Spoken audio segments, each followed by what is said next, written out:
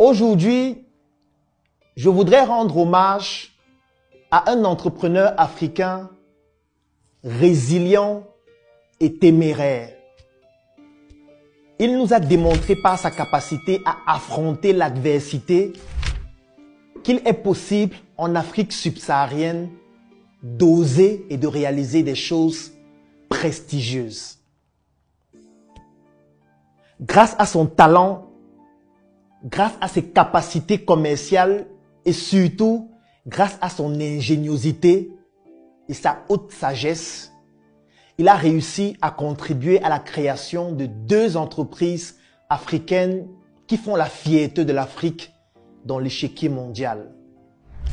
L'une opère dans le domaine bancaire, une entreprise panafricaine qui a permis aux Africains de pouvoir se connecter, qui a permis aux Africains de pouvoir bénéficier d'investissements, qui a permis de faciliter les transactions financières entre les Africains et surtout qui a permis de démontrer qu'en Afrique, il existe des entrepreneurs qui ont le désir de conquête, qui ont l'ambition de conquérir des territoires, de conquérir des marchés et d'exporter l'excellence africaine dans plusieurs autres pays africains et même pourquoi pas à travers le monde.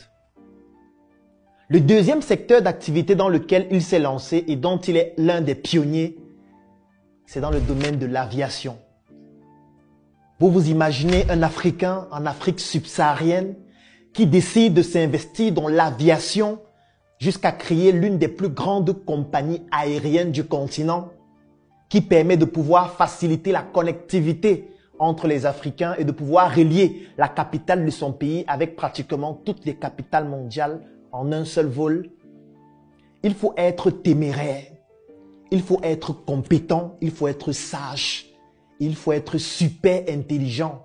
L'intelligence académique, mais surtout l'intelligence de la rue, l'intelligence des affaires, l'intelligence de la famille, l'intelligence culturelle et même l'intelligence spirituelle pour être capable de réaliser une telle prouesse dans des secteurs d'activité aussi variés et avec une excellence toujours aussi pointue. Si vous êtes à l'affût de l'actualité des entrepreneurs et des industriels africains, vous devez déjà certainement savoir de qui il s'agit. Ici, je parle du patriarche Gervais Kofi Diondo, le Togolais. Ce sont des personnes comme lui qui nous inspirent au quotidien, qui nous font comprendre que si Thomas Sankara menait la révolution dans la rue, menait la révolution sur le plan militaire, menait la révolution sur le plan de la pensée, nos aînés ont pris le flambeau en menant la révolution sur le plan économique. Parce qu'aujourd'hui, la guerre, elle est intellectuelle et elle est économique.